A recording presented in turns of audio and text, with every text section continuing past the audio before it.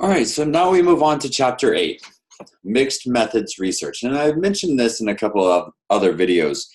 And mixed methods research ultimately is how we take the best of both, the strengths of both quant and qual, and combine them in a way to create a new methodology. In some ways, and we'll talk about these a little bit later on, but in some ways it is to explain, some ways it's to explore. So as we look at mixed methods research, number one, we want to look at the characteristics. Number one, we want to look at collecting and analyzing data rigorously, both through the quantitative and the qualitative methodologies. And these are going to be based on our questions. You know, how we write our research question will either support or eliminate the use of specific methodologies, specific words that we use in our questions. During residency week, we're going to spend some time refining research questions for you guys to try in your own classrooms this upcoming school year. And part of what we'll do is we'll look at those questions. We'll look at the words that you're using in those questions and kind of define what type of methodology works. So if we're looking to try and explain something happening in our classroom, we might go for a mixed methods research. Again, it comes down to whatever your research questions are, that's going to lead us to determine which methodology works. Number two, mixing data streams together or merging them can be helpful to researchers. You can add context to numbers, and you can use numbers to support context. It depends on what direction you're coming at the data from, but the use of mixed methods allows for flexibility and being able to share a bigger picture. Another core characteristic, it gives priority to one or both forms of data. Okay, so in other words, we're not just relying on one at the expense of the other. We're using both simultaneously. Or number four, using these procedures in a single research study or in multiple phases. So it depends on what our research question is. It's going to dictate which one comes first. And some of that will be dependent upon the researcher, how they write the question, and really what the topic is. And again, we're going to go over these when we meet in class because some of you may choose a topic that will require some mixed methods. Another core characteristic, it frames these procedures within philosophical worldviews and combining the procedures into a specific research designs that direct your path of study. Okay, now a lot of that are just the core characteristics. You've read the chapters. So you've gone through and you've looked at what are the strengths and weaknesses of quantitative studies? What are the strengths and weaknesses of qualitative studies? And so now our job is, how do we use mixed methods? When do we use mixed methods? And a lot of this comes down to, honestly, it comes down to time. It comes down to the function of the research. It comes down to your ultimate goal. What are the questions that you're trying to answer? And so as a researcher, you have to justify using a mixed methods approach. For instance, we used a mixed methods approach to be able to pilot and implement the model cornerstone assessments. So we had both the quantitative in establishing reliability, validity of the rubrics themselves and the assessments, but we also had the qualitative data.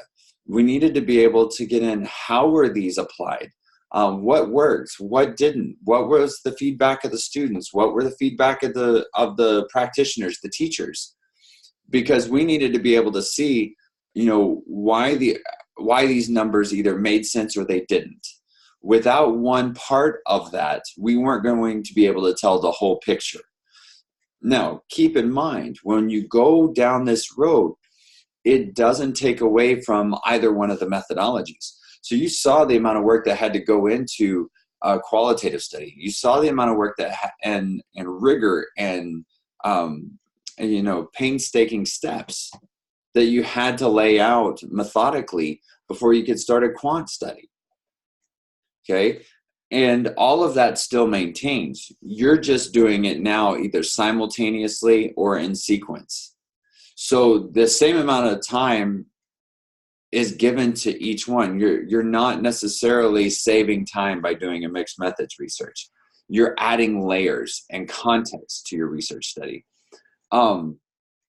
So often, a lot of times the situation is going to dictate what you decide. Okay, a need exists because one data source might not be efficient.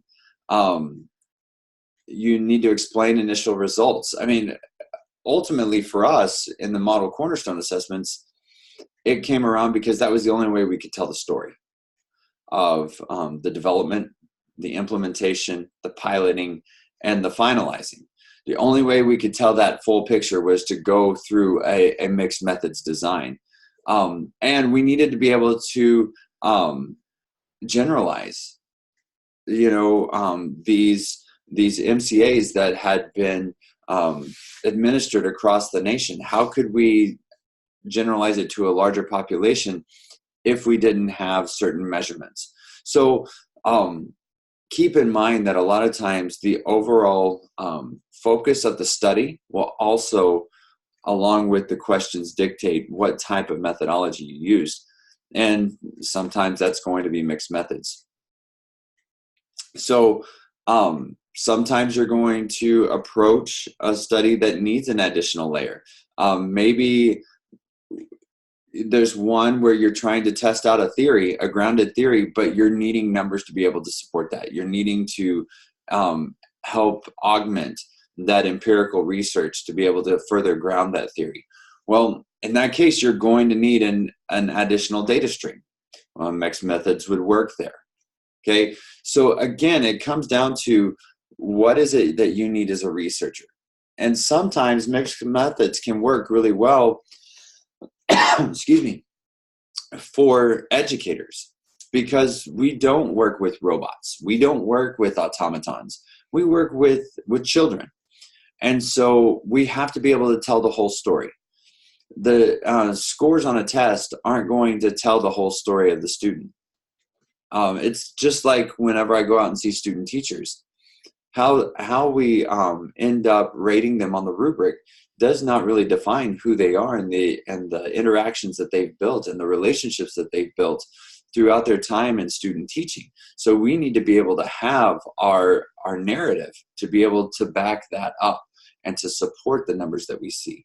That's where mixed methods research comes in. It's the same way that when you go into parent-teacher conferences, you don't just go in with the grade book and say, this is how your student's doing. When you walk into a parent-teacher conference, you're looking at numbers, yes, but then you're looking at work samples. You're looking at what your student or your child is doing in multiple areas. And so you're given a lot of qualitative data to be able to show growth, development, areas of need, those kinds of things. There are two that we will probably not necessarily get into is when we start looking at multi-phase and multi-project. We're not going to spend a lot of time on putting all of those together because those get a little more in-depth. And for the scope of this course, we're really just looking at how could we use both streams of data efficiently within our own classrooms. So what is the process? Number one, again, it starts with identifying the problem. And then at that point, you have to determine, is it feasible for us to run a mixed methods study? Because it's going to take a little more time. It's going to take a little more organization to make sure that it happens. If it is feasible, then we move on to the next step. And now we develop the rationale. Why mixed methods? Why is this? Number one, it is feasible, but why is it going to give us the best data set to make the decisions that we need to make? Then we identify the appropriate design. Is it going to be explanatory? Is it going to be exploratory? And a lot of that depends on the nature of the issue at hand that we're trying to research. Then what we have to do is we have to refine those research questions from both the qualitative and the quantitative perspective. Once we've established those questions, then we go into the related literature and we begin to develop the foundation for the study. And we develop the process. We develop the implementation, how we're going to collect the data, all the way through all the procedures. Once the procedures are set and we've got the literature review in hand, then we're going to go out and collect the data. We're going to analyze it, and then we're going to develop our conclusions. So you'll notice that there are just a couple of extra steps that are in the mixed methods design that are just slightly nuanced differences from either the qual or the quant. So really a convergence of both. So how are they differentiated? Well, the different approaches are differentiated by the types of data that you are collecting and the priority that's assigned to them. The sequence in which you implement them is also going to dictate. And a lot of those, both of those first two are dictated by your research questions and that initial research problem.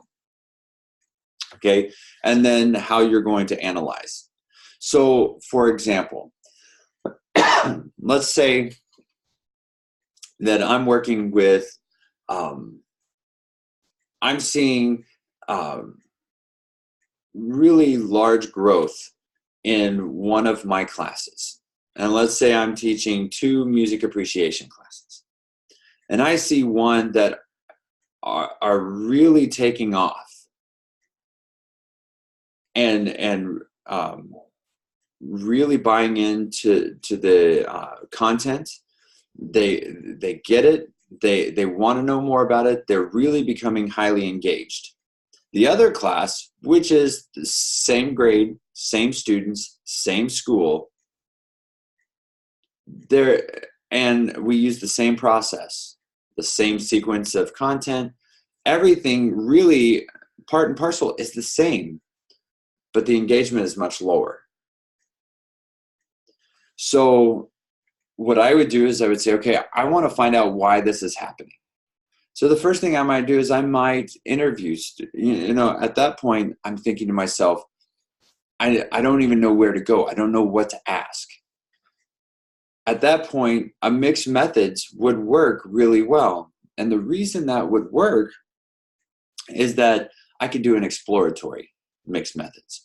I could go out, I could find out what questions I needed to ask through interviews, focus groups, informal student surveys, take all that data, develop the questions, and then based on those conclusions, make a quantitative study to go along with it. So then we would go from qual to quant to final conclusions.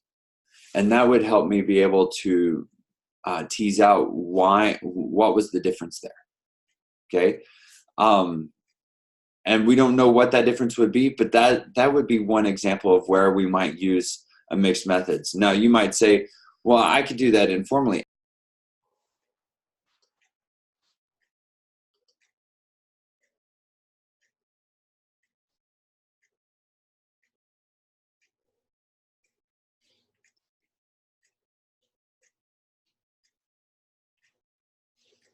And we're back.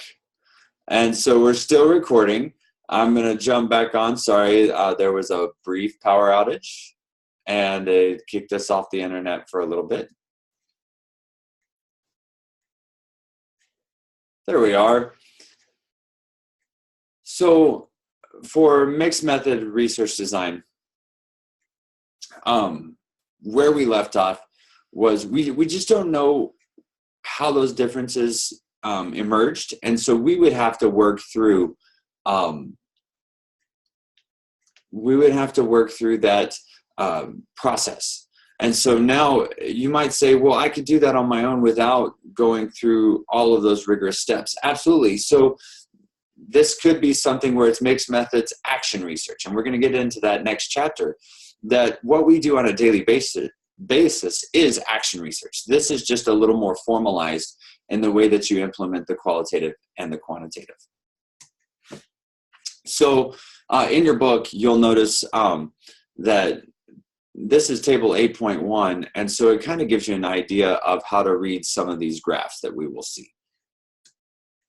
Okay, the first is the convergent parallel design. This is where you collect the qual and the quant at the same time with separate perspectives and separate research questions. And it's prioritized in an equal manner. There's not one over the other, and but you analyze the data separately, okay? And then when you report, the results and everything will be mixed, okay? So it looks something like this, where we have the collection, an analysis with the quant, and then the qual, we compare and relate, and we move on. The explanatory sequence design would be two phases. The first is we would do a quant study. And based on the results of the quant study, we would think, well, we need to add a qualitative component to be able to explain these results and explain the context of these results a little bit more in depth. And so with the explanatory, we do quant first, followed by the qual. And it looks a little something like this.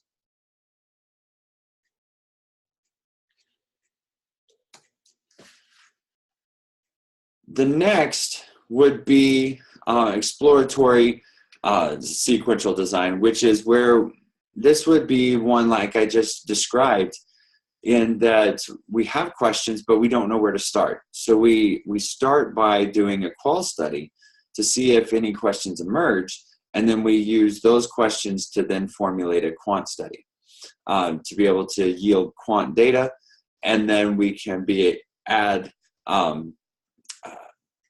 specifics to the context and ground it more with empirical data. And you'll notice, and I'm going to back up one, you'll notice here in the explanatory that the quant is prioritized and the qual is not necessarily subservient, but it's one step down. Okay, we prioritize the quant data. We're just using the qual data to provide a context. You'll notice here that the qual data is prioritized, and we just need the quant to be able to build upon the qual results. All right, so remember, we can have the parallel, which is both simultaneously, and where they're both truly immersed, or we can do one over the other. And that really, again, comes down to the nature of your research problem, deciding which way to go. The embedded design, you collect within the tradition of the quant and qual designs, and you basically, and it's a little bit different because while they operate simultaneously, they're embedded within each other, as opposed to having two separate sets of questions. You'll notice that the first one said we're going to do quant and qual at the same time, but they're two separate tracks. They're essentially two separate studies coming at one topic. Here, the entire process is integrated. And this is what we did for the MCAs. We did it a fully embedded design. So you couldn't take one part. We didn't do one part away from the other. They were both embedded within each other, so that it happened simultaneously, and we weren't looking at it from different perspectives. We had one mission and one goal, and then we used all the streams simultaneously to inform each other. And the overall design is then enhanced through the addition of the additional perspective. You know, Mertler used the words alternative perspective, but I would say additional. Having those additional perspectives layered in allows you to see a much broader view of the data that comes in. So this would be something along the lines of you sending out a survey that had both open-ended questions and closed-ended questions. You could get their attitudes on practice and then have them describe their practice strategies. And now all of a sudden, what might emerge from that is that you'll see where there are ways that You could model practice strategies within rehearsal to make it, to have more positive impact on practice outside of the classroom. Something along those lines. But it happens simultaneously.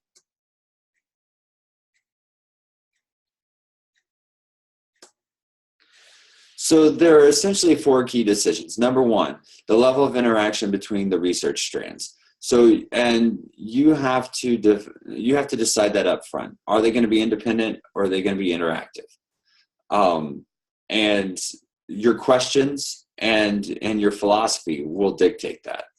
Okay. The weighting of the strands.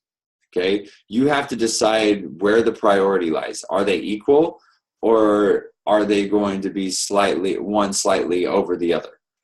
Okay. And again, sometimes that comes down to preference. Sometimes that comes down to being dictated by the actual study itself. And then the timing of the strands.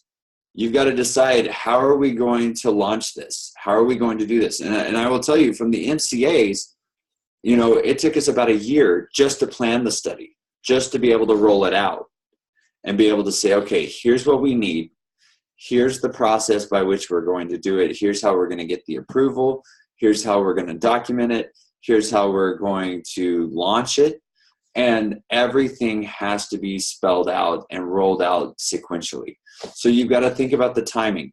For you as teachers, when you roll something out like this, you're still going to have to think timing, but it'll be on the smaller scale. But it won't be something where you can just decide one day, ooh, I think I want to learn more about this. I'm just going to throw this out there and see what happens. There still is a level of planning there. So you've got to time out those strands. And then the procedures for mixing it. Think ahead. You're going to get a lot of data. How are you going to collect it? How are you going to mix it? How are you going to manage all of it? And then you must ensure that measurement techniques have resulted in valid indicators. Now, the way that Mertler writes this, and I'll read this slide, must ensure that the measurement techniques have resulted in valid indicators of variables as well as valid overall research conclusions and inferences. What he's saying there is that you have to make sure that what you're measuring is what you're intending to measure. Okay? That goes back to writing your research questions, knowing what you want to know. And one of the things in this course, and even with our student teachers, that I'll ask, my first question is, what do you want to know? What is that central question?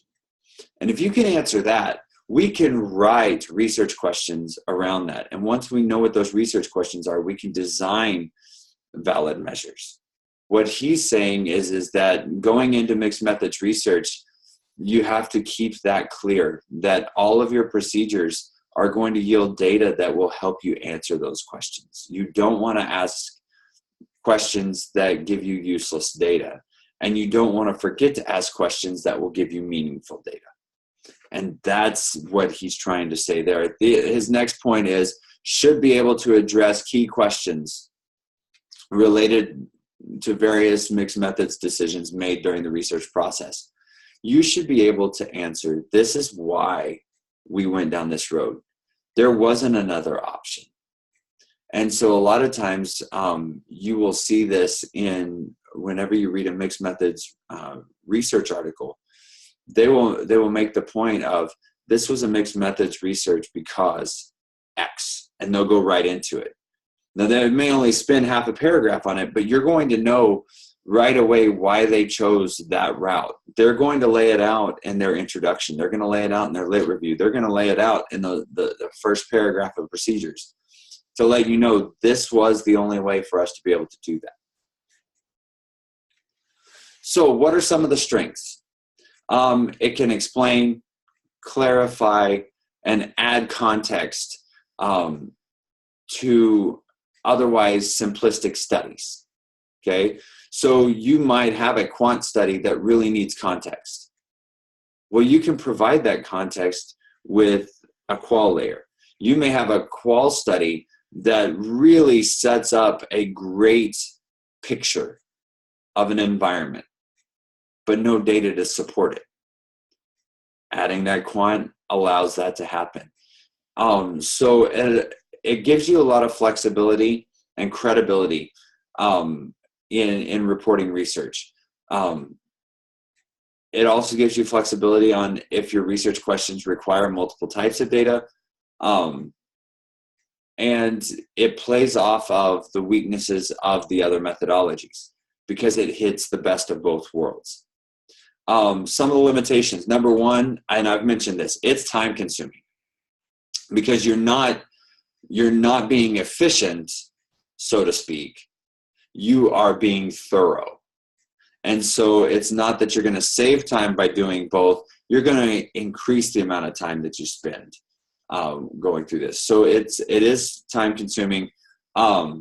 You have to have a level of comfort in both areas. You have to be comfortable in both qualitative and quantitative methodologies in order to take on one of these endeavors.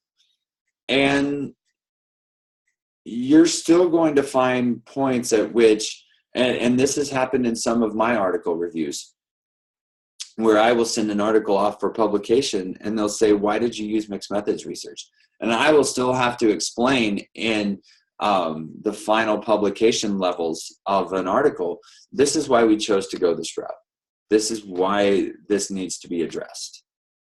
And so those are still some of the limitations of the study.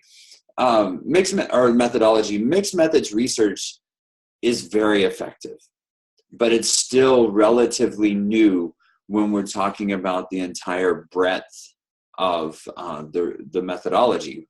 It didn't start until the late 80s. So we're talking about, it's just now going on 3 decades. So 30 years old, considering that we have research all the way back to 1400s, 600 years versus 30 years, it's a very small amount. And even with our, we've had qualitative for quite some time, but it wasn't until the late 70s that qualitative was even considered to be included in some of the top journals in music education. So this idea, qualitative came around again. We see this emergence a little bit more in our field, mid to late 70s. Now mixed methods in any field, late 80s. So this idea of mixing the two has taken time to develop. And now that it has, we're seeing more of it, but it's still in its infancy. And it's still going to be, and the methodologies and the approaches and the structures are continuing to emerge. So as you go through this, and as you think about what types of mixed methods research could I do in my own classroom, keep it simple. Find just a small action research study or just a small research study that you'd like to do within your classroom that could use a little bit of quant and qual. Come up with a few ideas and we'll chat about those and how they can be feasible within the context of delivering instruction. We'll look forward to Chapter 9 and discussing action research.